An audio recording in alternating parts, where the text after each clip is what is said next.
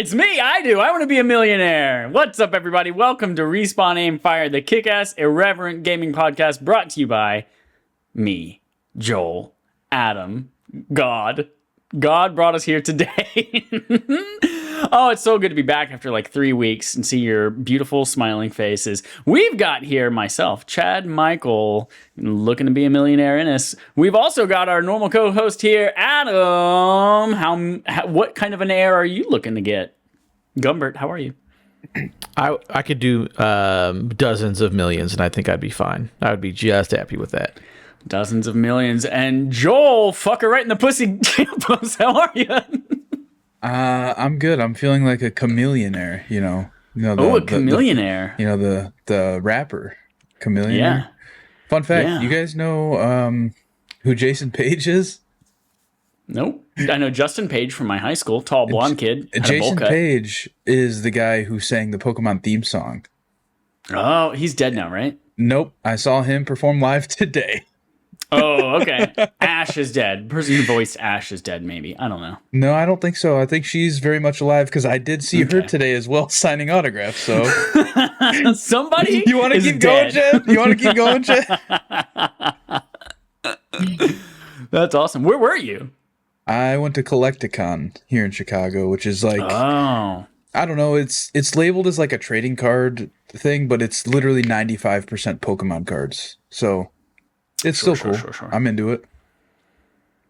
I re-explored on maps the other day, trying to find new retro game shops in the Bay Area. And so many of them are like, oh yeah, we're a retro game store, we got collectibles, and it's just Pokemon cards. I was like, okay, cool. That's what sells, man. Dude, the market, I saw people like dropping thousands of dollars, like just sitting there counting thousands of dollars to buy like graded cards, which is just batshit. No, you're not doing this to me now. You're not. Nope. You're not. You guys are not doing this to me. Doing what? I know. I'm not letting you do that. I'm not letting you do that to me. I'll stop Do talking. what? I'll stop talking. I just did it because Adam did it. I had to drink a beverage. I'm sorry.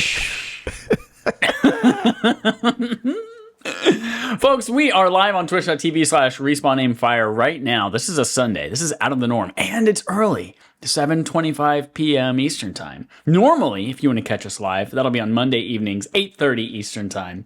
And then if you want to catch us never or on demand, you can wait till Wednesday morning on YouTube and podcast services, 9 a.m. Eastern Time. We're there in your ears with your morning beers. Let's go. We have a couple of housekeeping things up front. The first one, if you love the Super Mario Galaxy movie, you're going to love the sequel. Remember how they made The Goonies and then the sequel to The Goonies was a video game? They did the same thing this time. Super Mario Galaxy is the movie, and then they made a game called Super Mario Galaxy 2 is the sequel to the movie. That's our BARF game. That's our Backlog Accomplishment with Respawn and Friends game this month.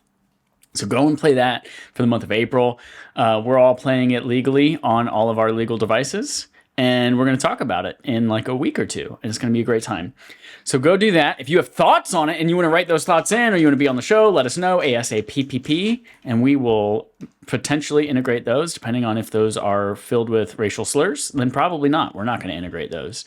But everyone's white in that game, so I assume anyone who would be saying racial slurs wouldn't say anything. Then your Patreon early access episode for March. Nope, April is here. What did we do for April? Is that the game? I think that's the Game Pretty dry run. Yeah. Game Pretty, yes. So yeah, Adam did a Game Pretty live at PAX East. Yeah.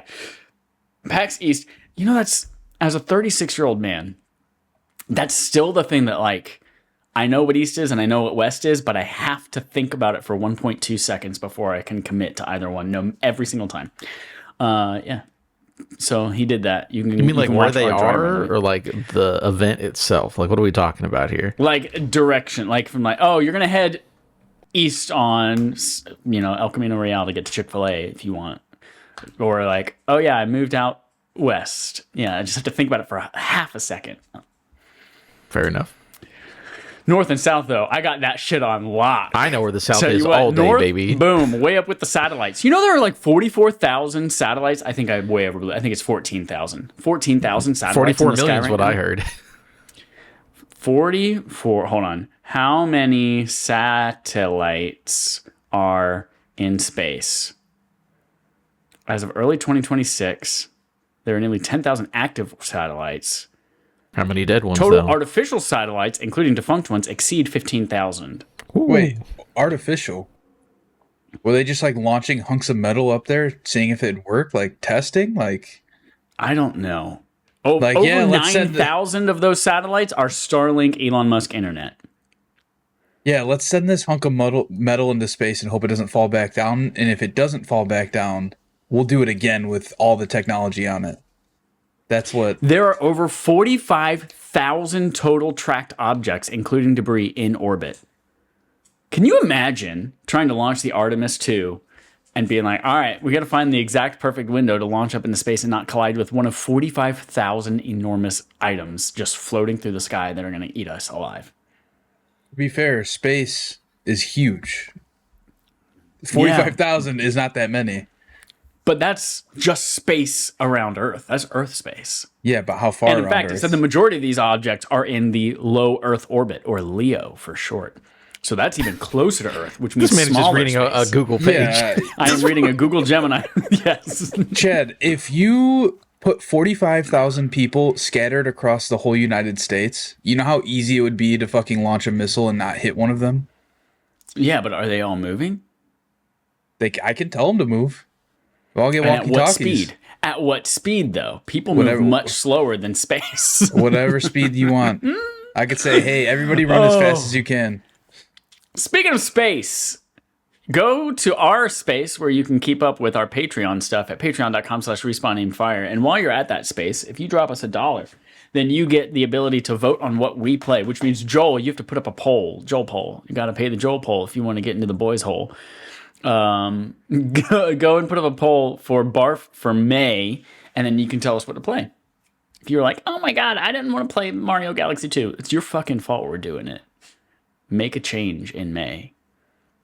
Because Joel's going to put up a poll, and it's going to include Super Mario Galaxy 2 again, and you have the power to say no.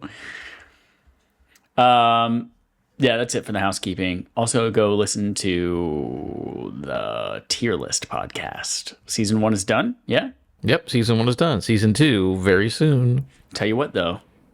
Still counts if you go back and listen to Season 1 stuff. It does. Go back anytime. It's true. Still good. It's true. Anytime. Except for like 2:30 a.m. Give Adam a little bit of a break. Like, let him go to bed. Can you imagine if every time somebody clicked on something to watch it, you like had to perform that live? I had to get up and do it. Yeah. Yeah, it's like a live cam. It's like a cam girl, except for your podcast. Oh, speaking of cam girls, who's paying those Asha. cam girls? Asha's not a cam girl. She's a very well-respected businesswoman, and she has cut the Xbox Game Pass price, and more, says Chris Scullion at VGC. Here's our main quest today. Xbox has announced price cuts for GPU. That's not graphics processing unit. That's Game Pass Ultimate. And for PC GPU. PC Game Pass. Uggos. Starting today, Game Pass Ultimate will cost $22.99 United States cents per month. That's down from $29.99 United States cents. Which was the 50% price increase not too long ago. Xbox stated that Call of Duty games will no longer be made available on Xbox Game Pass Ultimate or PC games on day one going forward, and will instead be added, quote, during the holiday season about a year later. Existing Call of Duty games already available on Game Pass will continue to be available.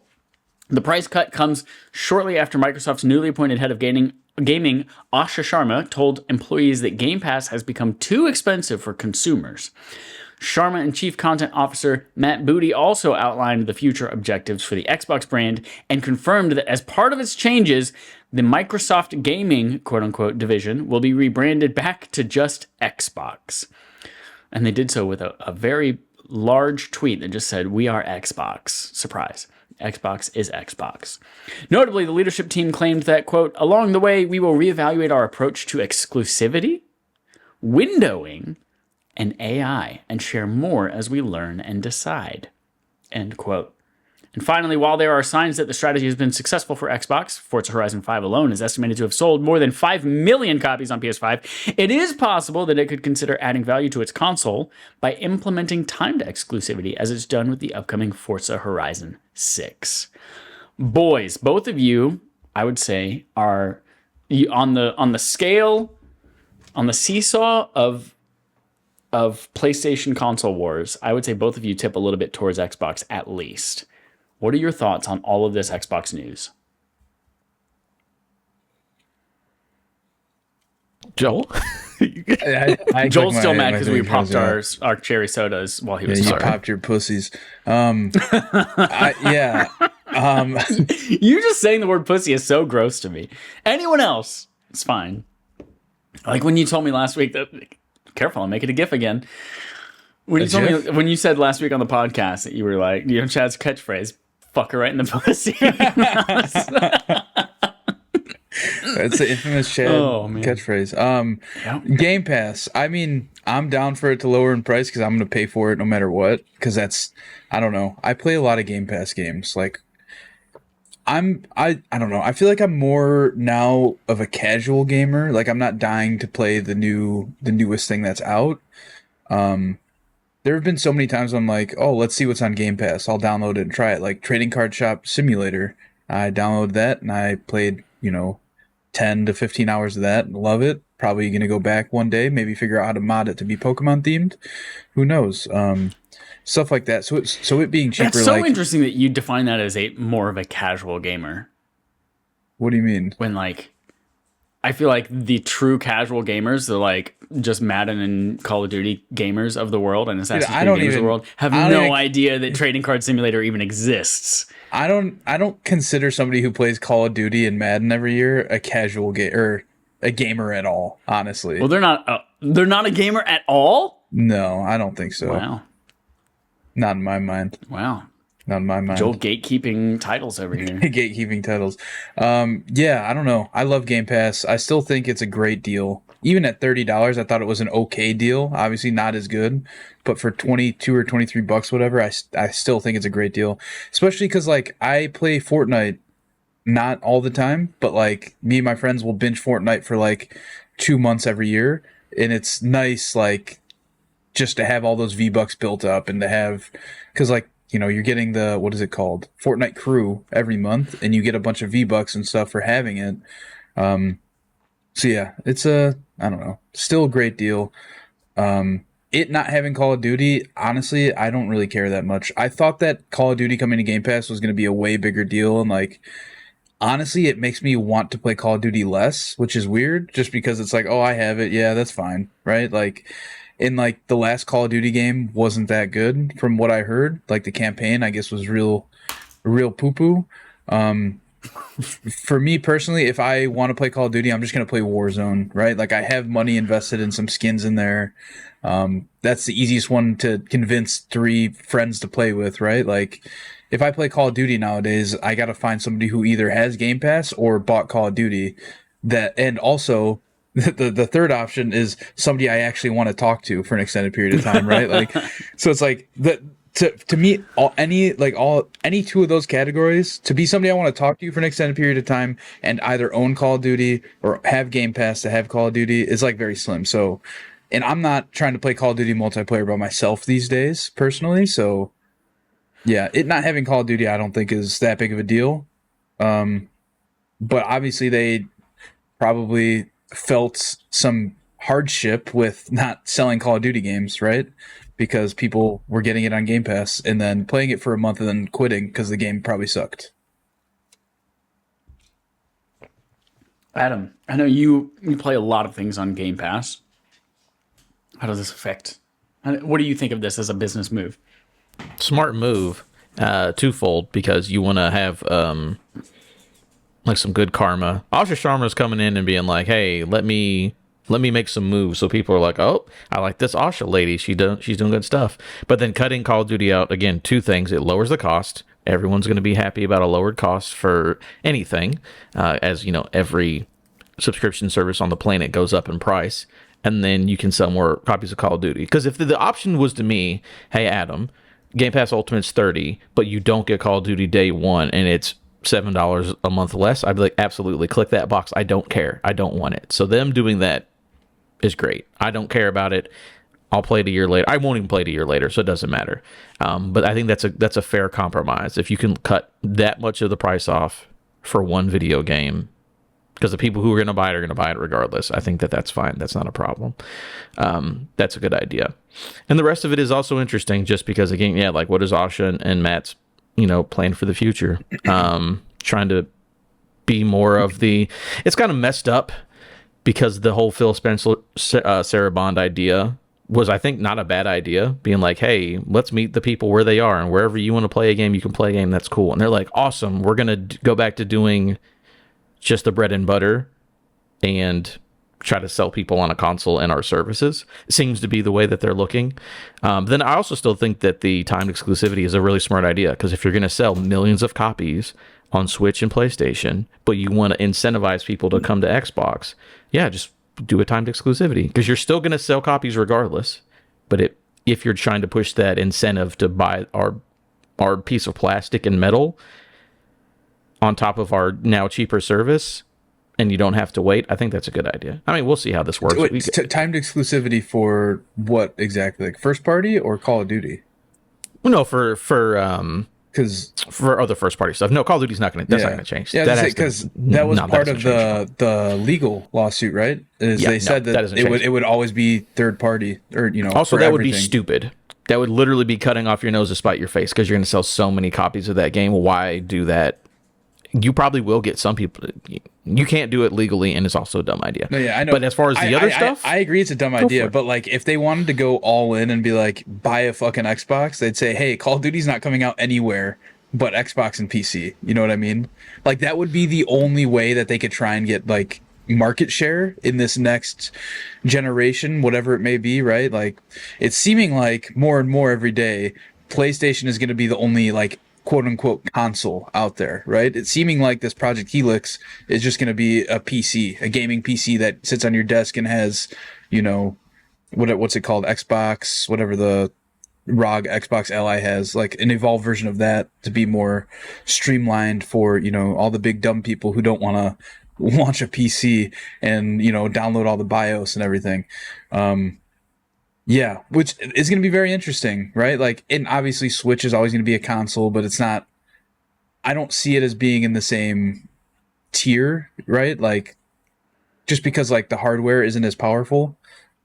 I feel like if people are like, hey, I want a console to play games on, like, they're specifically not looking for a Switch, right? Like, because if they wanted to play those kind of games, they'd be like, oh, I'm looking to buy a Switch. I don't know. I'm having some weird takes today. I think people buy shit. I wonder if they wouldn't have, like, if it wasn't so late into the development process for Project Helix, whether Asha and Matt Booty would even be concerned with the PC part of that at all. Like, it sounds like from everything that they're saying, they want to go back to Xbox as it was 10 years ago, where there are exclusive things. We are a box. We're trying to get rid of the this is an Xbox marketing campaign and just like really associate this with a console. But for like hardware manufacturing, at least, like, you have to lock in those components years in advance sometimes. So my assumption is Project Helix was already an Xbox and PC machine back in the Sarah Bond and Phil Spencer days, and they don't really have anything because they're looking to ship dev units in like the next 9 months. It's too late for them to even change that strategy at all. But I'm curious, like, if they had their wish, if they could change that overnight, would they even make that a PC game player? Or would it just be an Xbox console again? I also think there's not that much of a difference. I think people make a big deal about like, oh, what is the difference between a PC and a console except for you can do less things on it? It's still a thing with a bunch of chips and silicone in it that you launch an app that plays a video game, right? I think the big thing that I'm not booting Windows in the Helix regard. I'm not going to boot to desktop mode in Helix, period. So I don't really see... That's where I think you might be... That's the question for me. Is like, Are we I booting think you to? can. Are we booting to Windows so that you can launch Steam and you can launch Epic Games Store, which is the thing that they keep calling it just Xbox and PC games. They don't specifically name Steam. Yeah. They don't specifically name any Well, of these yeah, things. we know what it is, but they're not going to say it. Yeah, So I'm they're never going like, to say it. there's 50% chance in my mind that this could just be Xbox and Xbox PC Game Store games and not anything else. Maybe. And it would be like you said, like you're just booting this up and it's just an Xbox interface. I bet when you don't press have- the button to turn it on, it turns into an Xbox first. And that is for 80% of people who buy the console, that's all they're going to ever see is I press the button and then the Xbox boots up. Yeah. Well, no, it bet. is going to play Xbox games because they showed all the games that were going to be able to be played on it, and a lot of them aren't even on PC. Yeah, that's what I'm saying. It's an Xbox. And then it also allows you to do this bullshit if you know what you're doing, I think. But I don't know. It doesn't matter. Regardless, yeah, I mean, we'll see how. They seem like they're doing a lot of interesting things, trying to change stuff around. But I think the idea of sell your video games and then sell your subscription service at a price people actually want is a good idea. It seems like some easy business to me. I don't know. What I'm really excited for is I kind of agree with Joel where this is still, I think, a really great value. Like $22.99 for what you get is a great value as long as you are active. What I am really looking forward to is the rumored tier where it's just Xbox first party games, because I am such an ecosystem person. I buy Apple and Mac products, and like because they talk so well, they interact so well, and there's so much that like happens in that ecosystem. I am when I get smart home products, like all of my lights are specifically Philips Hue lighting because I'm tired of like things not talking to each other. And when it comes to gaming, I'm the same way. I want to have everything in the same UI, in the same store, in the same game catalog. I don't want to have to go with messages. People are like, oh, I have Facebook Messenger and also WhatsApp and also the text app and also Google Messages. And it's like, no, I want one place where I can go and find our conversation and remember what we were talking about. And so I'm with games, I'm locked into PlayStation already. I want to go and play a couple of Xbox games every once in a while, but every third-party game I'm gonna play on PlayStation, even if it's more expensive that way, just because I want that ecosystem.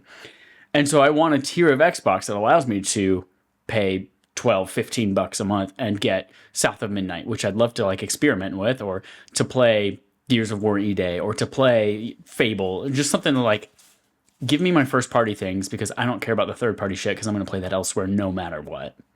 And so that's the thing that interests me that there have been rumblings about over the last couple of weeks as well. Yeah. It's the rare instance where more tiers is actually probably a good idea. Honestly. More options. Do you think it would be like you can choose just one of the tiers, or do you think it's like hey, it's going to cost, the base tier is $10.99 a month, and to add, I don't even know how to think of it. Like to add the Bethesda bundle, right? To play all the Bethesda games that are available on Game Pass, that's an extra $4.99 a month. You know what I mean? I could see them going that because route. I don't want to play any of the Bethesda games, so I don't want to pay for any of that shit if I don't have to. And I think that's like the logical way of going about it, because they could separate all these studios that they've bought, right? Like, so they could be like, hey, $9.99 a month for Game Pass Core, whatever they want to call it, right? And it's just like, maybe that's just the first party, Xbox Game Studios game. It's so complicated because it's all Xbox Game Studios too, right? So it's like, where do you draw the line, right? Like you can't just say like, oh, I'm going to buy the fucking, I don't know, the Rare bundle. It's like, all right, well, Rare only made Fable. What are you going to pay $5 a month to play Fable? You know what I mean? Like it's very, very weird, and I don't know how they can make different. Yeah, I don't know how they can. It's very complicated. Like I thought, like it sounds right saying like, oh, I'll buy the Bethesda bundle, I'll buy the Blizzard bundle, whatever that entails. But a lot of these game studios only have one or two games, and it's like, how can you justify charging somebody for a whole separate bundle just to play those few games? Yeah. That's on them to figure out, not me. Either they're say buy Ultimate or get the cheaper one. Figure it out, fucko. Well, hopefully we'll have more and more clarity on the Xbox Vision as Asha kind of whips her team into shape and lets them know what their North Star is, which apparently they did say. Our North Star is now active daily gamers, or daily active gamers. So, well, as they determine what they want to share with us in their new direction, we'll know a lot more going forward. But for now, we're going to talk about playtime. We're talking about where we play this week. Playtime. Joel, you still got more IRL going on over here? What is this? No, I haven't played anything. That's old. I didn't update All right, it. Adam, you got SSX Tricky 2? Yep, everyone's favorite snowboarding game. It's back on a modern era now. So the only things that I've done that's new or interesting is, like, I don't want to give it fully away, but episode 1 and 2 of Tier Lists are recorded. But one of them is a Sherlock Holmes video game. Oh, that's right. So the game that, whatever, this episode comes out in like a week or whatever, but the game was Sherlock Holmes The Awakened, which is a month ago I bought a bundle and there was a bunch of Sherlock Holmes video games in there, right? Double A-ass mysteries that I was super into. This is the most recent one, and it's Sherlock Holmes meets Cthulhu, basically, is what it is. It's those two classic pieces of literature come together. But the actual game itself is really, really good. Again, it feels more modern. You are, again, Sherlock Holmes, you're finding clues, solving the mysteries, connecting things, figuring, making deductions and all that, while he's slowly trying to figure out this, again, potential Cthulhuan mystery that's going on. Is it real? Is it not? That kind of a whole thing. And it's pretty like linear and far story wise compared to some of the other games are like, okay, you do like a bunch of cases. You're like Sherlock Holmes and the Scarlet Fucker, and then Sherlock Holmes goes downstairs or whatever. And like those books would become a case you do in the game, and you do like 6 of them. This one is just, we are doing the case of The Awakened.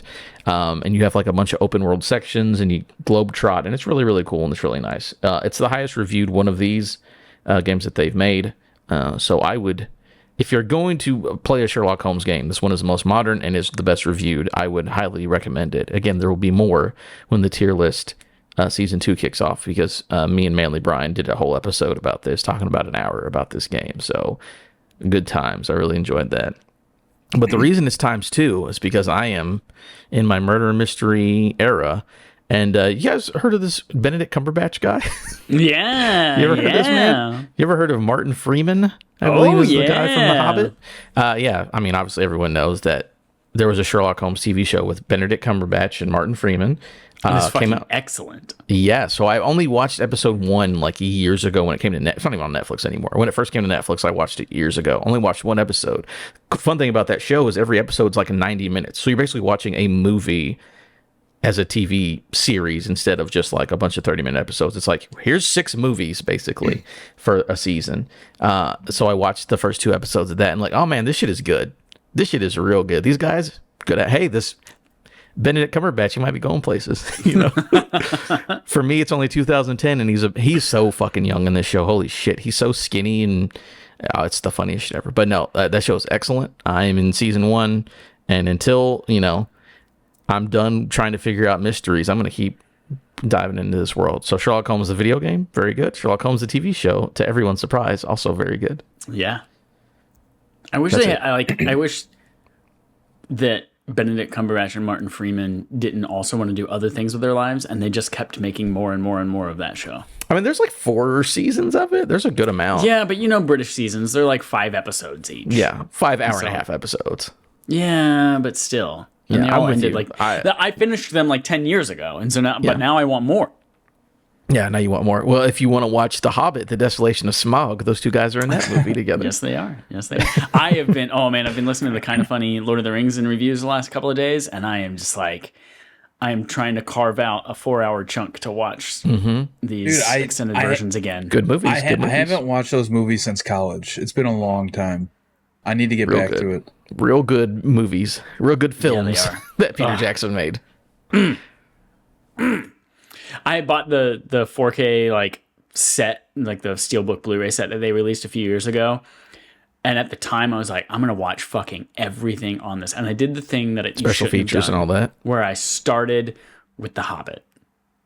There and back again. Or why would you do that? Journey. I know. And I watched that all the way through and was like, fuck yeah. I watched all the special features. I watched all of it. I was like, yeah. And then I got to Smaug and I watched all of the movie. I watched like a third of the special features and then I stopped. And then I never watched the rest of it. It's like, motherfucker, why did I do that? I should have started with Fellowship like God intended. Especially those special features. I remember back in the day, portable DVD player in the back of the car, watching the special features of Return of the King, having a good time. I have a lot to get everyone caught up on since I've been out for a couple of weeks.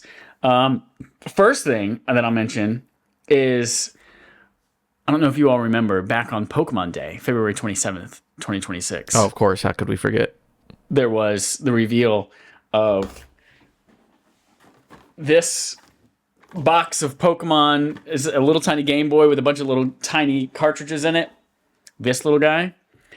And I thought that I had bought this when they revealed it. It's just a little music player. It's a tiny little MP3 player, and it plays audio from the games. And it's like 44 cartridges that come with it, and each one of them it's hit clips. If you're as old as I am and you remember hit clips, it's where they had 1 minute hit versions. Clips, my guy. Yeah, they had 1 minute versions of Backstreet Boys and NSYNC and Britney Spears, like all those songs that you play on a tiny MP3 player. And I thought I bought it during the announcement, and then there was some weird thing that happened where I never actually checked out and got it. So I was like, damn. And I almost bought it for double the price on eBay. And right after, I decided not to, like a few weeks ago. And then I was in San Francisco with a couple of friends. We went by the Nintendo store, and they just had fucking dozens of these things out on the shelves, which have been sold out online forever. And I was like, hell yeah, I'm so glad now that I live in a big city that has a Nintendo store in it. But what you can't just get this from online. What you can't grasp is just how perfectly adorable and cute and just like the perfect size this is. And it's so, I just love holding it and playing it. And I just want to put it in my mouth. I haven't tested if you can put it in your mouth like they do with the Switch things when they make them taste really nasty. But the thing that I didn't realize was that all of the cartridges, they have the like screenshots of what the music is. So this one has a battle theme with Brock, right? And that's what shows up when you put it in. I was like, why are they like this? And why are they off center on the cartridge? You put it into the Game Boy, and that's what's showing on the screen. And then you turn on the Game Boy, and you hear the music. And you put it in your mouth. And then you put it in your mouth. Uh-huh. Mm-hmm. It's so good. It's so good. I got to figure out some kind of like 3D printed solution to hold all 44 of these cartridges with this thing, and like also make them accessible. If you figure that out, let me know, because that's the one thing that's holding you back from opening mine. Because like at this point, I'm like, if I open this, these fucking things are going to be everywhere, or I'm just going to have to keep this box. Elise is going to be pissed that this giant box is sitting somewhere. So right now, I've been kind of on the fence of just selling it, because I just like, do I really need this thing? And then when Jerica was here a few weeks ago, she's like, oh yeah, I sold mine. I was like, I mean, you can make a lot of money on eBay. You can make almost double the price on eBay. Maybe I should sell it. But I will, I've searched on Maker World, and I've seen a couple of things, but most of them are they're just basic ass blocks with a bunch of slots to put a bunch of things, your cartridges in. And I was like, I want something to like present it better. So I got that. Machamp. Pokemon Champions. Downloaded that shit. It's competitive Pokemon. I don't like competitive Pokemon, but it's accessible in a way that is like, they are so much more explicit in this game about the hidden secret things in Pokemon than they've ever been. Like, for instance, when something is like double effective, like if you're fighting an ice or a dragon flying type, and you use an ice Pokemon against it, that's like 4 times super effective. And they call this extremely effective in this game, which is something I've never seen them use anywhere else. And they have the way that moves work is very different, but they have them very much defined. And it's like, this causes this extra damage, and that's this percentage base, and the IVs and all that kind of stuff. Like, it's so much more accessible for people who are curious, but don't want to like have to go and grind and figure out how to get those values on a Pokemon in a regular ass Pokemon game, rather than something that's dedicated to that. So it's accessible. It's just not that's not what I like in a Pokemon game. So not playing that anymore. What else did I got on here? Oh, I beat Mario Galaxy 1. I think I said that last time I was on the podcast, is when I beat Mario Galaxy 1. Turns out it's a great game. I'd already played it before. I knew it was a great game, but yeah, beat it again. And R.L. Stine, everyone, is a placeholder on my list for roguelikes. April is the month of roguelikes because guess what came out this month? Hades 2 came to console, where it counts. And by console, I mean PlayStation, because it was already on Switch. But it came to PlayStation, so that's the game basically just released for the first time. To play Hades 2, I decided I'm going to go back and visit Hades 1. I played a little bit of Hades 1 on Game Pass, and then I stopped playing it whenever I got to Theseus and the Minotaur. And I was like, this is hard. And I don't know about this game. I was also very angry at this game because it was going up against The Last of Us Part 2 for Game of the Year, and there were a lot of people who are very, very disturbed who were like, yeah, that game is better than Last of Us Part 2. That game has a better story than Last of Us Part 2. And I was like, fuck your fucking mouth. No, it does not. And so I refused to play it for a long time. But The Last of Us Part 2 won Game of the Year. Totally rational thing to do. Yeah. The Last of Us Part 2 won the Game of the Year, so it was okay. Hades could survive another day. I played a little bit of it on Game Pass, didn't click. But I was like, Hades 2 is coming out. Let me play a little bit of Hades 1. This game fucking slaps, y'all. I love it so much. So Hades 1, I did roll credits on it after 20 attempts. And there's a system setting in this. I don't know if it was there when I was on Xbox. Otherwise, I would have turned it on immediately. Called God Mode that allows you to have a base 20% enemy damage resistance, and then every time you die, you get an extra 2% resistance. So I turned that on after run 14 or 15. And I just had a blast with this freaking game. And I beat the game, and I just continued. I wanted to. There's so many things. The checklist of getting the different archetypes of the weapons. There's the different. You give the people the juice, the Hades juice, and then they become your friend. The ambrosia, the nectar, and then the ambrosia, in order to unlock their little helpers that come and help you. Which I still haven't unlocked a single one of those. I wish those were less opaque and they were more deterministic for how and I could unlock those. So there's so many things left for me to experience and explore in this game. So many more story things and relationship things that I want to kind of delve deeper into. So after 25-ish, maybe 30 hours of this game, and I think I've cleared the game 5 or 6 times now. I was like, I want to continue to experience this game, but I also am not interested in playing these specific levels over again anymore. And so then I was like, let me dip my toes into Hades 2. Let me see if it's time for me to graduate, for Daddy to go touch grass in a different place, Hades 2, where we go outside. Electric Boogaloo. We're no longer in Hades. We're going outsideys. Electric Boogaloo. Played this game for an hour and a half, and I don't want to play it anymore. No, this game is great. It's fun. I'm not really meshing with the magic system. It's the same gameplay, but they've added in this new press and hold each button for your attack, your special, or your cast, and it will do extra things that are charged with magic, and then that's a separate meter that you have to manage now, and it feels like a lot from a systems perspective, where there are so many more ways that I can augment my run now. So Hermes, well, no, I don't think Hermes in particular is in this one, but Artemis can give me. There are hints to Hermes, but he's not giving me boons right now. But okay, so Zeus. So Zeus can give me something. And before, it would Zeus is going to augment your cast, your attack, your special, maybe your call. But now it's he can augment your attack, or maybe just augment the magic on the attack. Or then, so everything's doubled in terms of some things are useful. And then if I'm not particularly focused on the magic side of shit, or I'm not on the special side of shit, there's now twice as many things that aren't applicable to the run that I want to do right now with this weapon and this skill set. So yeah, I think the magic was a touch too far for me at the moment, but I did play through this one, oddly enough, on the second run. I know there are you can go down or you can go up in this one, and so I haven't gotten to the up part of it, but I got all the way to the third boss on my second run. I do like the bosses in this, by the way. Wait, is there God mode? Boss. Did you say there's God mode? Yeah, God mode in this one too. Oh, nice. Which I turned on straight from the beginning. Yeah, I still haven't gone back to Hades 1 to do that, but I'm definitely doing that.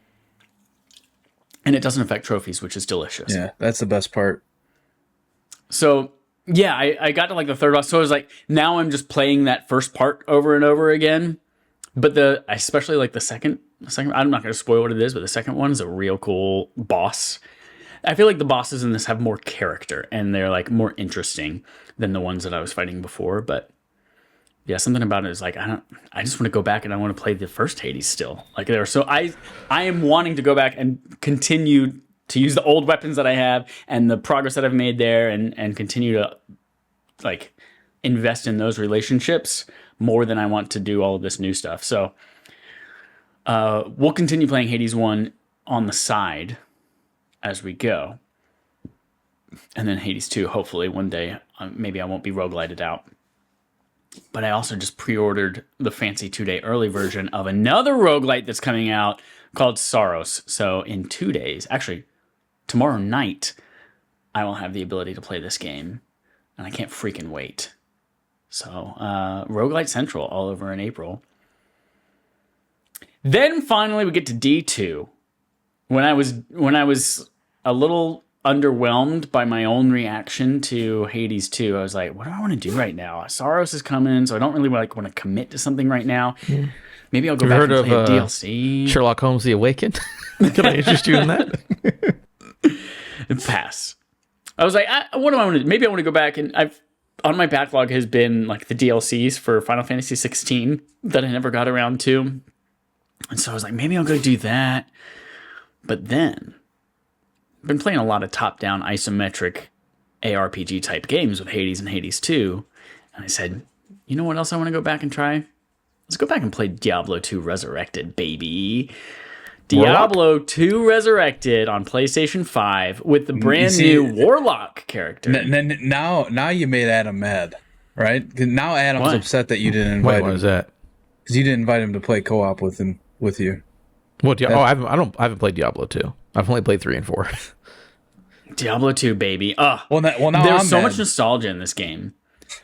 I played this game a shit ton with my brother and my cousin when I was younger, and I played the shit out of all of these characters. I love so much about this game. And then this was the first time I booted it up. I bought this game when it came out, like on launch day, hoping that, I know Dallas was really into Diablo 4. I was like, maybe Dallas will play this with me, or maybe nobody ever played it with me. And so now I'm jumping back into it and playing this new Warlock class where I'm summoning demons, and like I've got a goat man fighting by my side. I've got this like fire spell that goes out in a ring of fire. I've got like my actual just attack is I have this floating dagger in front of my hand at all times, and I can hex it with different things, and I can send it to fly out and hit people. It's such a cool class. And going back into this world of Tristram and like I'm going now to go rescue Deckard Cain. I've played it maybe an hour and a half, and just today. So it looks beautiful. The cutscenes, oh my God. If you were playing these 20, 25 years ago when this game came out, at the time, the cutscenes were like, this is incredible. This is the most polished CGI cutscene I've ever seen in my entire life, and it's amazing. And now they had to redo it all, obviously, for widescreen, and they have to rework the whole game in the way that it works for widescreen.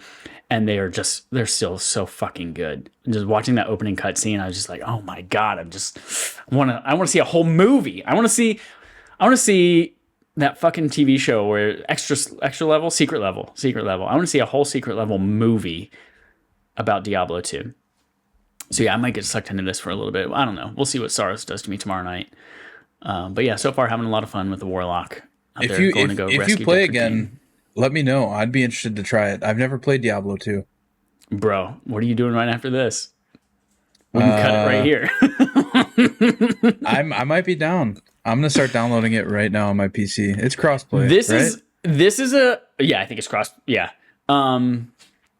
I think what I didn't realize how much I loved build crafting until Destiny 2, and like min-maxing and finding like what skill points maximize the most damage for this type of thing. Like all of that was something that I didn't realize I liked build crafting until Destiny 2.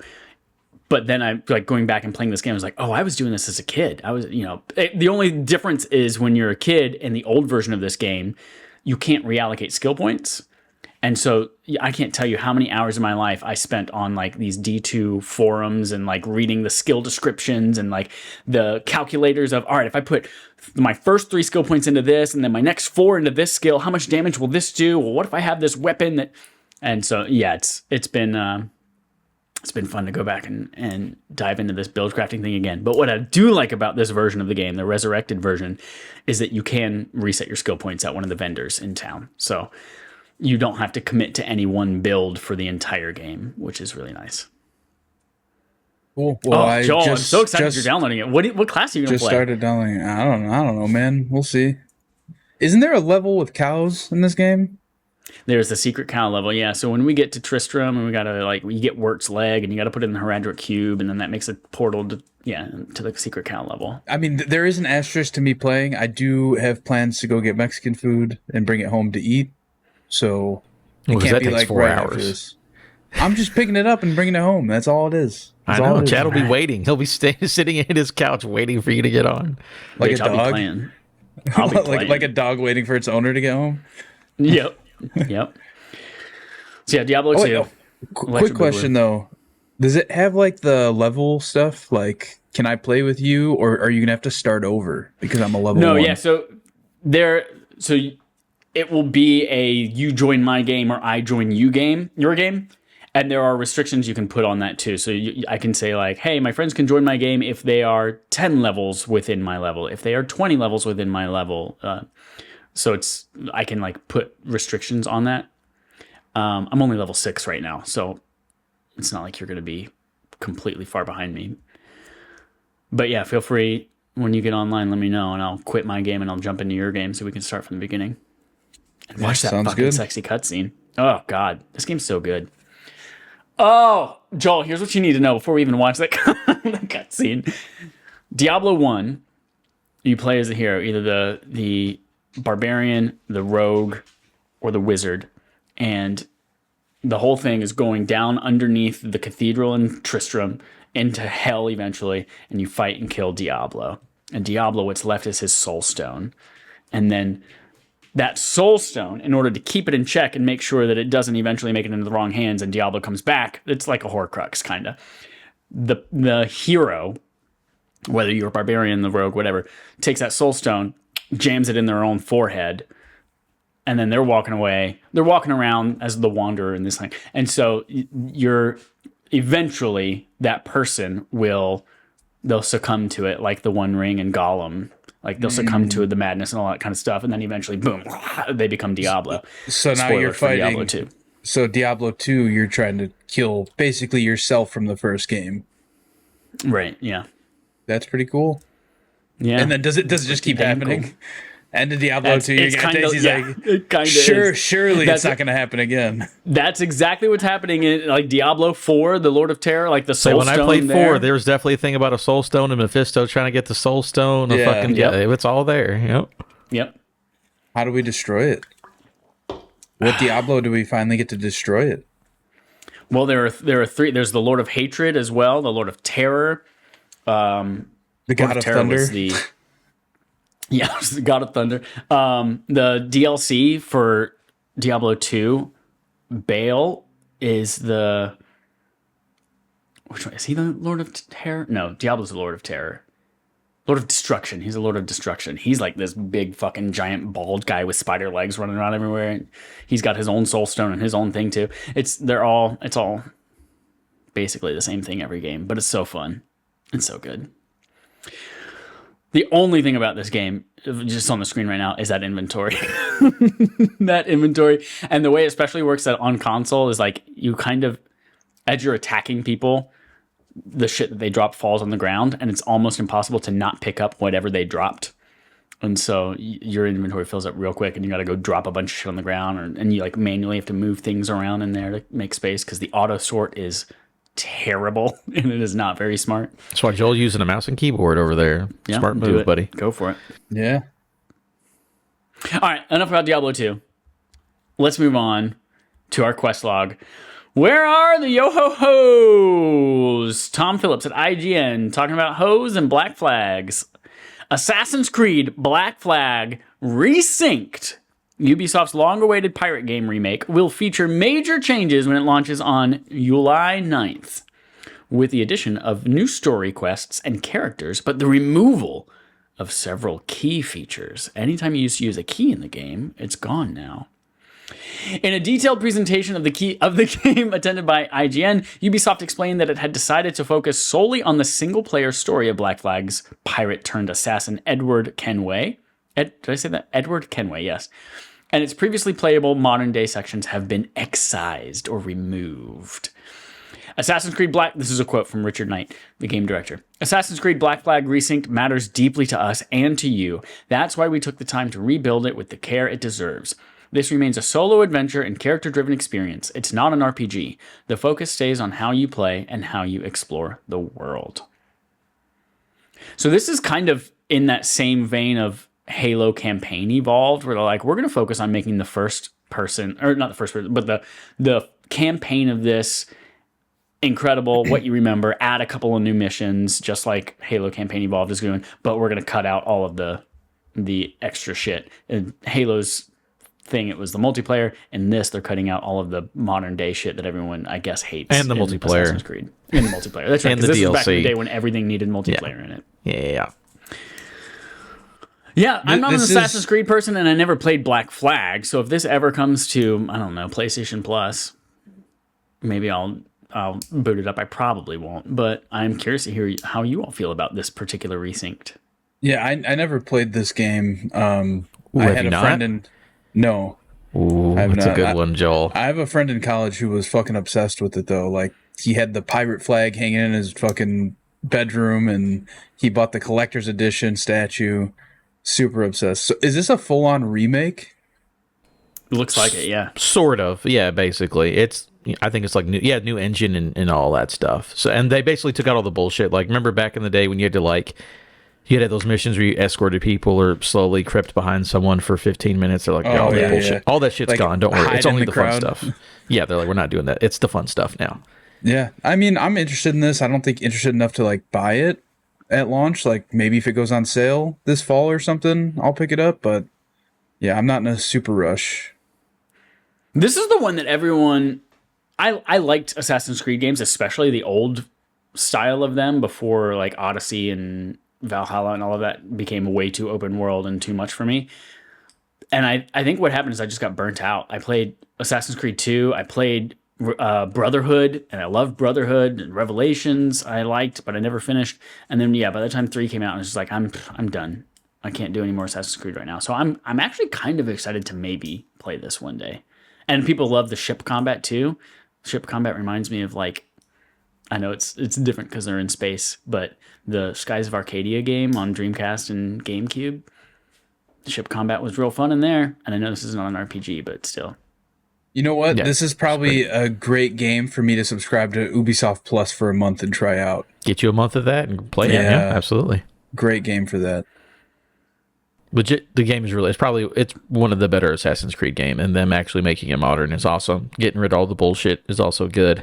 Because I've always, once in a while I'll look at this in the backlog and be like, maybe, but no, I would much rather play a new version, because this, like I said, is legitimately one of the best in the series. And sea shanties, hard word to say back to back. Sea shanties, tons of fun to collect. Just singing out there, talking about eating coconuts and having sex at port. It's a good time. It's really good, guys. I'm telling you. Dope. Let's come in July 9th, everyone.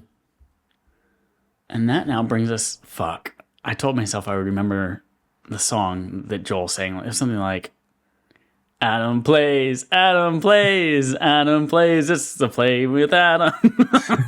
Yeah, something that does not say the name of the segment, which is what it is. But this is, time for a segment from Adam.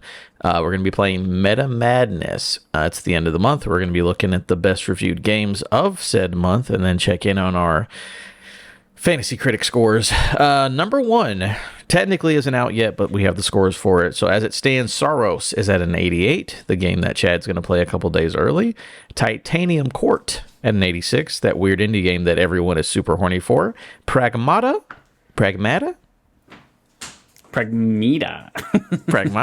86. That is the Ubisoft dad and girl robot game or whatever it was. Diablo 4, Lord of Hatred at an 84. Vampire Crawlers at an 82. And then Mouse PI for Hire. Yeah, me too. Mouse PI for Hire at an 81. So very solid month. Some unknowns and some things we were looking forward to. What am I thinking of for game of the year? Well, Joel, if you can bring up Fantasy Critic while we're talking, though, the thing that I'm most interested in on here is Titanium Court, because I would get emails and I'd see people posting about it, and I still don't know what this game is. I know it's a weird indie game, but apparently people really, really like it. I don't know what it is. Oh God, this looks like a fucking match 3 Yoshi's Cookie shit. Basically, it is, but people say it's real good. Yeah, so people are saying it's really, really good. I hate that they're blue with pink hair and eyebrows. I know, man. But people it's are horny disgusting to look at.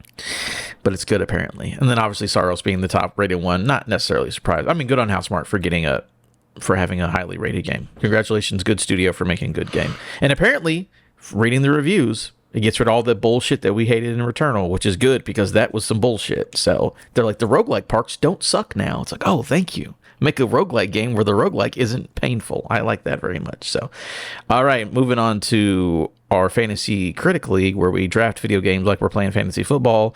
Scroll down a little bit for me. We'll see the first team on the list. First team on the list is Favre Dollar Footlongs, which would be my team. Currently scored, I have Reanimal, Yakuza Kiwami 3 and Dark Tides, Monster Hunter Stories 3, and World of Warcraft Midnight, which I think this is the same the last time that we talked of the games that I had scored. I am at 44 points. Coming up in May, Forza Horizon 6, and I think Mina the Hollower summertime in summer. But I've got a couple games coming up soon, and I need to pick up some more, but we'll see what happens. Next on our list, Wario 64 games. I think is the same as last time. The two games you have scored are Resident Evil Requiem and Super Meat Boy 3D, getting a total of 26. Your next coming up, I believe, is Lego Batman. So that'll be good. And there was something about orbitals recently where it looked really cool too. So, quick question. How do I have 26 points? This only adds up to 25. I think it's the thing where it's like point whatever points, but they just don't show you the math. But I think there's decimals after some of these numbers. All right. Moving on to Ruffle Gimskin, Chad's team, and the favorite name of everything on here. I think the only thing new here, well, actually, you got a couple on here. Saros. Yeah, well, we have Saros, which is currently an 89 on OpenCritic, but it's not out, so there's no points. But when the game comes out, you'll get points for it. Next up is Mugenics, which is scored, Neo 3, which is scored, and then Diablo 4 Lord of Hatred, which is not out yet, but it's currently an 84 on that platform. So technically 34 points, but there's going to be more very soon. And then you picked up Legend of Zelda Ocarina of Time remake. I did. Yeah, I did. Think that's coming out? God, I hope it is. You might get counterpick it. Someone could. You never know. And last, Bold Standard Games. There's a Cozy's team, Pocopia, 20 points, Vampire Crawlers, which I think this is a new score I wasn't here last time, 14 points as an 84 over there. The rest of his team is entirely filled up. So we'll just see as the time goes on how this team does. Seems like a pretty solid list, though, if everything comes out. So that's where we are at the moment. That's your Adam plays segment from Adam plays, and that is that's it for Venom Madness.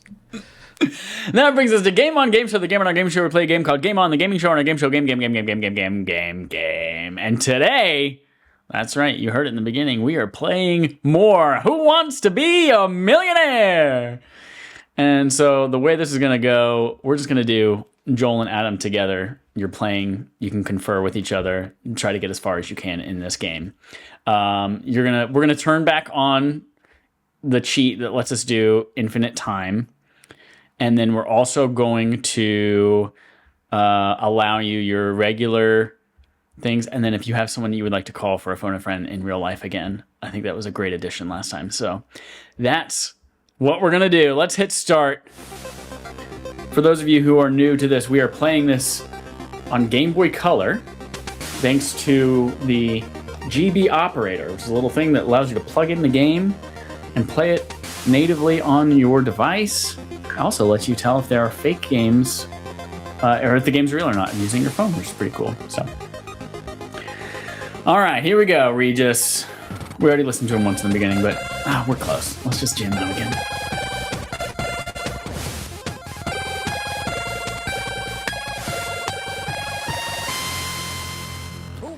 Be a Millionaire. It's so good. Ah, Regis, thank God. All right, folks, here we go. Pressing start. How many contestants? We're going to do one player, because that's how this works. Enter your name. We're going to say... Oh, fuck, I forgot what the buttons are. Jadam. Shit, your name... I hit the wrong button. Our check is going to be blank. Hold on. I'm going to pause the game. That's not the pause button. Yeah, I don't remember. We'll just hit this button. Hold on, let me figure out what the controls are. X and Z. Okay, cool. Great. Okay. All right, first question. In computer terminology, what does the acronym ISP stand for? Is it A, individual site privacy, B, investment stability plan, C, internal security position, or D, internet service provider? Tough one, Joel. What are you thinking? Thinking A. No, it's D. Internet service provider. I think Final it on the answer. first one. D, internet service provider. You said final answer. Regis is asking, what's it going to be? Final answer, baby. Oh, there's the pause button. Fuck me. Final answer? You bet.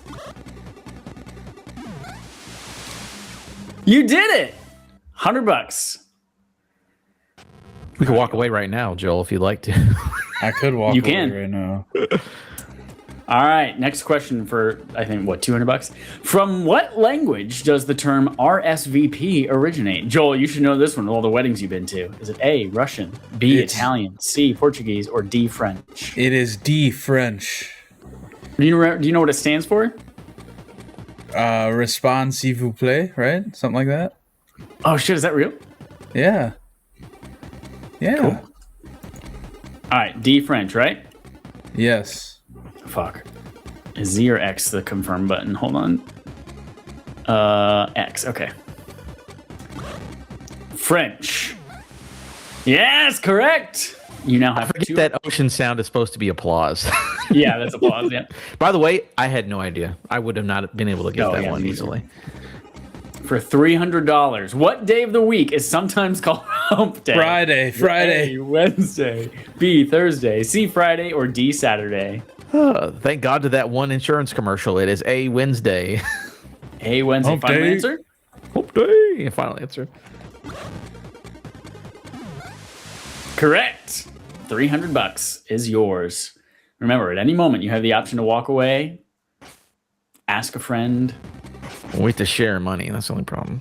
What's unique about a skeleton key? A, it opens many locks. B, it's made of bone. C, it's extremely old. D, it hangs in a closet. This I mean, is it like could be multiple of these, Yeah. honestly. yeah, it's Just like saying. I could think it's unique because it's extremely old. You know what I mean? Could be any key could be in a closet if you put it there. But I believe the correct answer is A. It opens many locks. You I agree, Joel? agree. I agree. A. Oh, I hit A and Regis asks, final answer? Yes, Yeah. final answer. All right. Oh, A, it opens many locks. That is correct. Congratulations. You all have $500. I would have got on Philip's ass so much. I'm like, on a technicality, buddy. Come on now. All right, for $1,000, this is your first checkpoint. If you get this right, you will always walk away with $1,000. Which of these is commonly used to treat allergies? A, antimatter. B, anticoagulants. C, antiseptics. D, antihistamines. I mean, if you use antimatter, it will get rid of a lot of problems that you have, permanently. So, but yeah, I mean, I take medicine all the time. It's antihistamines. It's D. Antihistamines. Joel, you agree? Agree. Final answer? Antihistamines is correct. Antimatter. $1,000. Congratulations. You've hit your first plateau. Oh, they're showing us the setup. Nice. Question Joel, number we 6 might for get the money. $2,000. In what state is the 1999 movie Magnolia set? Great movie with Tom Cruise. Is Magnolia A, in California? B, South Carolina. C, Georgia. D, Texas. I don't know anything. I've never seen Magnolia, so I don't know. So Magnolia, I know, is like a high-end theater system in Best Buys. They have like a whole line that's Magnolia like Magnolia line. TV. Yeah. You go to the Magnolia room to hear the surround sound. Yeah, exactly. But there's also like a Magnolia line that's in Target that's just like a bunch of like shit to like stage a house with, essentially, right? Like all the stuff all the Beckys are buying to hold their candles on their furniture. So I could see a few lifelines that you can use. Ask some Beckys, phone a Becky, get Becky to knock two of these out. Here's my thought process. It's either California or the South. Yeah. Well, it's either California or all the rest of them that are all the rest of them that are on the South. Exactly. I think we should ask the Georgia, audience, Texas. because this audience from 2001 will know the answer to this. Yeah, let's ask the audience. All right. The audience survey results are in. 68% say California. We're going California. 14% say South Carolina. 8% say Georgia, and 10% say Texas. Give me California. Yeah, California. California.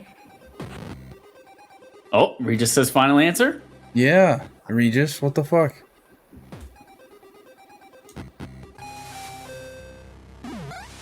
Congratulations, it was California. What's that movie about, Chad? I don't remember. It's the whole like Maya Angelou thing where you don't remember really what people say or what they do, but you remember how they make you feel. But I remember Tom Cruise being like a self-help like guru that was like talking to a bunch of people at a conference somewhere. I can't remember much about it. I remember liking it. The answer is D. Kenny G. Final answer. Oh, hold on.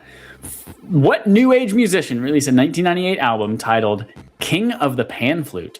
Is it A, Zamfir, B, Yanni, C, Vangelis, or D, Kenny G? D, Kenny G. You think it's Kenny G? Kenny G. I think so. What do you think it is, Adam? I have no idea. It's D, Kenny G.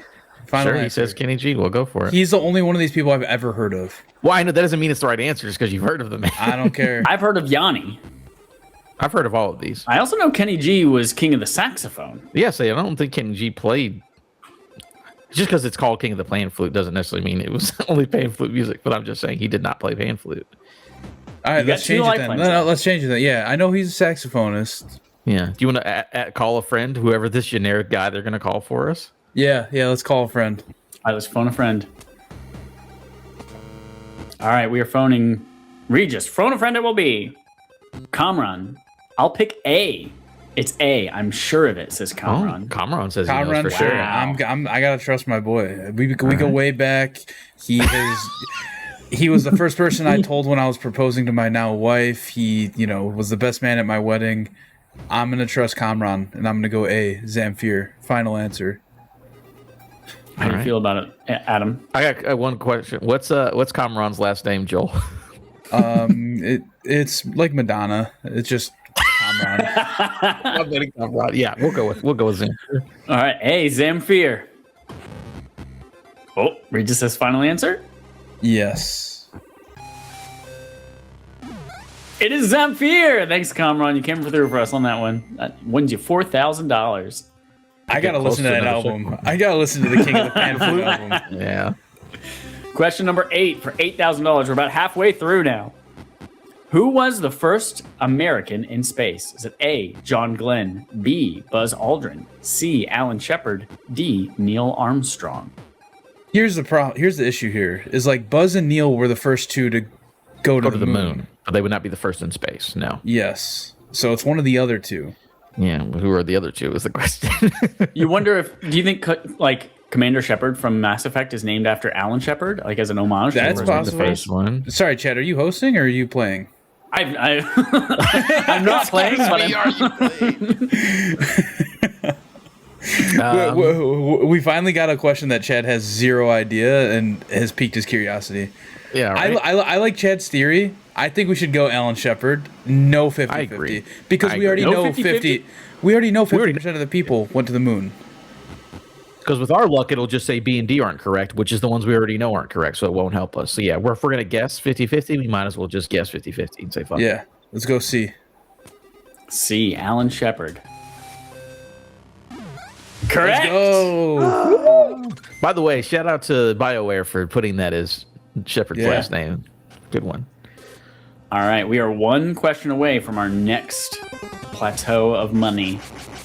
9 for $16,000. What famous folk singer founded the Institute for the Study of Nonviolence in 1965?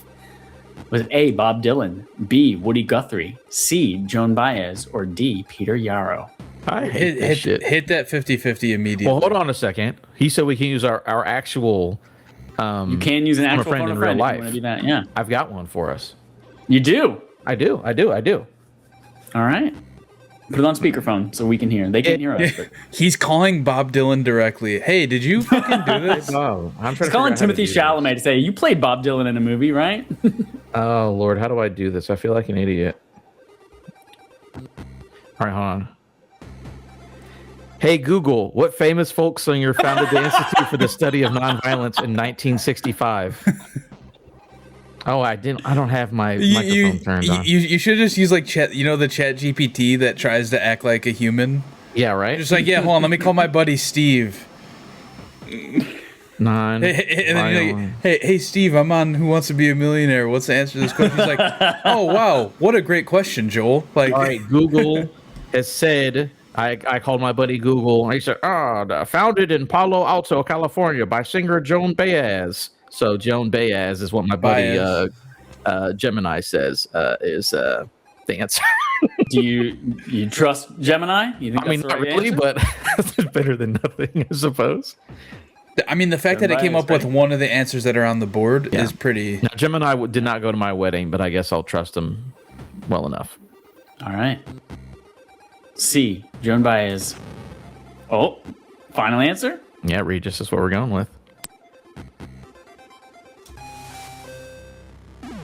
That is correct. Imagine if it was wrong. I would not be shocked if it was wrong at all. God, it'd be so fucking obnoxious, though. We've got question 10 of 15. This is for $32,000. If you get this right, you stay at $32,000 at least for the rest of the How many game. Ribs? Oh. How many ribs are there in the human body? Is it A, 18, B, 24, C, 30, D, 42? And we're going to assume for this question, you have not eaten ribs that night. Yeah, right? How many ribs? I know there's actually like way more than you think. Like the rib cage is pretty fucking deep. I mean, I think the little baby ribs at the bottom. The tiny itty bitty ones, yeah. Joel, do you want to use a 50-50 and just fucking guess? Yeah, let's do 50-50. 50-50. That took away C and D, leaving us with A, 18, or B, 24. Those were the two that I was torn between. Same. I thought it was either A or B. Let's go B, since you think that there's B2. more. Let's do it. I think that there's actually more than you would assume that there would be. So I think, let's go with B. All right. They say B, 24 ribs in the human body. That is correct! Ooh. You all have hit the $32,000 mark, which means no matter what, you are walking out of here We're taking this money. Each. 5 questions left. See how Question 11 obnoxious for this one's going to be. $64,000. Who composed the Moonlight Sonata? Was it A, Mozart, B, Handel, C, Bach, D, Beethoven? I like the music change. Yeah, the music change now that you're in like the top tier. It's A, C, or D, Adam. Those are my 3 guesses. Because I know there's that video game, Moonlight Sonata. I'm trying to think. Who's that based off of? Mozart, Bach, or Beethoven? I'm going to say Bach. I'm just guessing. I don't know. I know it's one of these famous fuckers. Right, I'm just going to say Bach. I don't know. I don't know. It's like when you're taking the ACT, they say if you don't know the answer, guess C. Guess C. We're guessing C. C. Sure about that? I mean, we're guaranteed to take home 32,000 fake dollars regardless, so I think it's okay guaranteed to take home 32. I think Chad knows the answer. Joel still has a friend to call. Do you have any friends who know famous composers? Yeah, hold on. I might have somebody. Give me a second. Hey, Google. No. Do you actually have a real person you're going to call? Because if so, that'd be crazy. I'm going on speaker. Oh my God, yes. Hey Joel, what's up? Hey Chad, I'm playing Who Wants to Be a Millionaire on a podcast with a couple loser nerds. Do you happen... No, I normally do this lame shit on Monday nights, but we're doing it on Sunday night this week. So the question is, who composed the Moonlight Sonata? Is it A, Mozart, B, Handel? Beethoven. Okay, are you sure? Yeah, I'm 100% sure.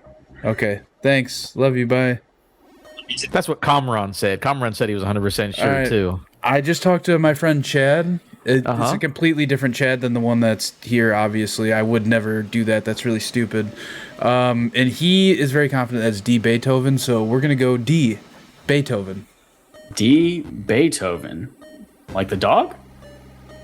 Yeah, from the movie. That is correct. Let's go! You got a smart friend. Very attractive. Great at sex. Very attractive. Great at sex. He Question 12 for he has 24 ribs. My friend Chad's got 24 ribs. What is the traditional 20th wedding anniversary gift? A. Paper. B. Leather. C. China. D. Silver. It's either C or D, because I think paper's like 5. Paper's really early on. I don't know where leather is, but I feel like it's either China or silver. But on the other hand, we have $64,000. We should take the money and run. Here's the thing is people in the early thousands fucking knew this shit, right? And now nobody gives a fuck. Nobody cares about the anniversary. It doesn't matter. Oh fuck, my 10th anniversary. I gotta get marbles. It's the year of the marble. I gotta go get my wife marbles. Fuck, where am I gonna find these marbles? I gotta find the perfect ones. I don't know. I say we just guess, Adam. Let's go. Let's ride it out. We're gonna lose our money if we just guess. No, I mean it's fake money, Adam. According to you. Okay. Yeah, I would say either C or D then if I'm just gonna guess. I don't know though. What do you want to pick? Let's say C, C. China, or D, C for silver? China. C is for China. Final answer? Final answer. Man, I wish it was just at the marbles anniversary. That is correct. That is the China anniversary. Okay. We're on a generational run right now. This is crazy. 3 questions between you and $1 million. Question 13 for $250,000. The first commercial radio station was located in what city? Is it A, Chicago, B, Austin, C, Pittsburgh, or D, Cleveland? I feel like if it was Chicago, I would know that. You know, yeah. But I'm also not super into the radio scene, right? So maybe it's like something niche that I wouldn't know. Instinctively, I want to say it's like Pittsburgh or Cleveland. Me too. I don't think it's Austin. Definitely. If they would have said Seattle, we would have known because of Fraser Crane, but they didn't. So, yeah, it's either Pittsburgh or Cleveland. Problem is, though, we've had a bunch of C's in a row. I think there's no way that this is a C again. Remember, the last C that you thought was the C was actually D, Beethoven. That's true. You're right. I think it's either Pittsburgh or Cleveland. Pittsburgh is closer to the East Coast. U.S. started in the East Coast and then moved west, but that doesn't necessarily mean anything. I think it's either Cleveland or Pittsburgh. I don't know which one though. Let's go Pittsburgh. Why not? Let's ride it out. Pittsburgh. First commercial radio station. Is it C, Pittsburgh? Let's find out. It is Pittsburgh. Oh my god. Oh, boys. Oh my god. Oh Guys, my what is god. going on? Oh You have my god. $250,000. 2 questions left. 14. If this was real life, I would take this fucking money and leave. Oh, I would have left a long time was ago. on the $500 bill? Is it A, Calvin Coolidge, B, Andrew Jackson, C, Aaron Burr, D, William McKinley? $500 bill before my time, I buddy. didn't even know there was a fucking $500 bill. These Yeah, little ass before people. my time. I I would take the money and Remember run. cash? This is real ass life. I would take that 250 and get the Adam, fuck out of Dodge. he would have been like, "Hey, you won $100. Do you want to take the money or you want to keep playing?" We I'd be just like, tried "I'll to take go the money." I can't believe there's It's a not Andrew $500 Jackson. bill. Yeah, I don't think it's Andrew Jackson. He's on a different dollar, right? Yeah, Like he's something yeah, else. I think so. Andrew So Jackson's doesn't on the mean- 20. I don't. Yes, it doesn't mean he couldn't have been on the 500, but yeah, he's on the 20. That's true. Here's the thing, though, is like we know Andrew Jackson's on something, right? So, in Real the question 500 is, who are these other fuckers? All right, we've been guessing C a lot, so I don't want to guess C. Last time we were gonna guess C, we ended up going with D because my friend Chad, who's not the Chad on this podcast, knew the answer.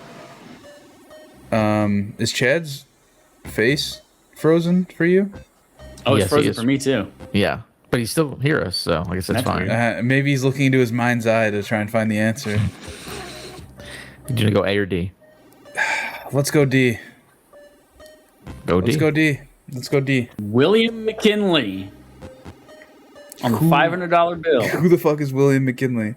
Was he a president? Previous president.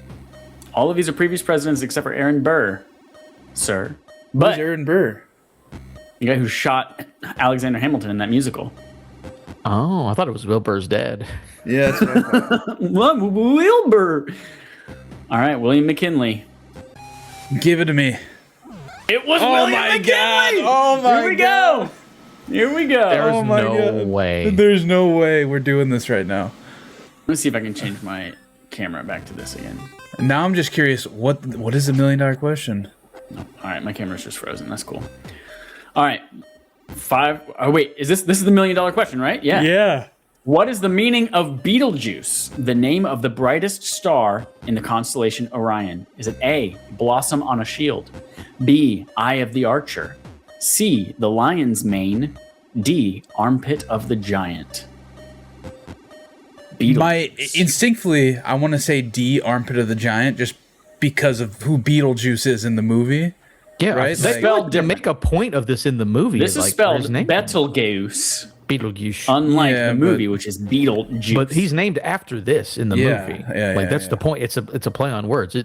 Armpit's the thing that because it's a stupid thing because he's a stupid. Yeah, man. because it's stupid. Yeah, it wouldn't be something like noble, like the eye of the archer, the lion's mane. It wouldn't be anything cutesy. I think it's D, armpit of the giant. I think so too. You all sound very confident. This is the answer to the $1 million question. And I'm basing all that off of a completely unrelated movie to this question. Armpit of the giant. Final answer? Armpit Final of the answer. giant, I think Final is what I answer. said. Yep, armpit of the giant. Final answer. Oh, Regis wants to know again. Yes, we do. Final answer. Okay. We do, Chad Michael Regis. Oh my God! You just won $1 million. Oh! Oh my god. I've never seen this before. What does Regis do? Do we get a congratulations? Oh my We god. get confetti from the ceiling. Oh my god, we did it. Holy shit, Joel, we're rich. Oh my Well, god. technically, we don't have either of your name on the check because we didn't type it. Check. That's true. It's a blank check to anyone you want. $1 million. Now me and Adam get to fight for it. Movie Blank Check where you just put I your name love on that it and movie. cash it. Blank check. Very good stuff. What a run. Legendary. All the confetti's ending.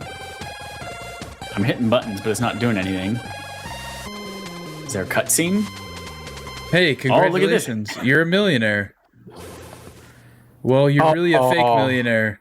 But come on. What did you really expect? I mean, I can't hand out $1 million to every person that's lucky enough to answer 15 trivia questions in a row.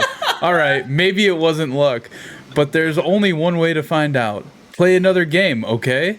See you next time. What a smart ass fucking credit sequence. Fuck off. Oh. Who wants to be a millionaire? Thanks, Reg. Good stuff. Good stuff. That was fantastic. That was like a genuinely. I can't believe we just did Amazing run. that. I can't believe we did that. I don't know why my fucking video is frozen like a goddamn Elsa princess. All right, folks. Well, I'm frozen. Y'all are rich. Let's close this podcast out. Thanks so much for listening, everyone. You have homework. Go to patreon.com/respawningfire. Vote on the barf game for May, which Joel will put up or send to us to put up very, very, very, very shortly. So you can tell us what we're going to be playing in May. We've also got, go check out your exclusive access for the next few days. Oh, we got to schedule out whatever the next Patreon exclusive thing is going to be. We're going to record something new for you in May. But right now you have 4 days of game pretty. And yeah, that's it. All right, everyone. Thanks so much for listening. Until next time, here's my usual catchphrase, fuck her right in the pussy.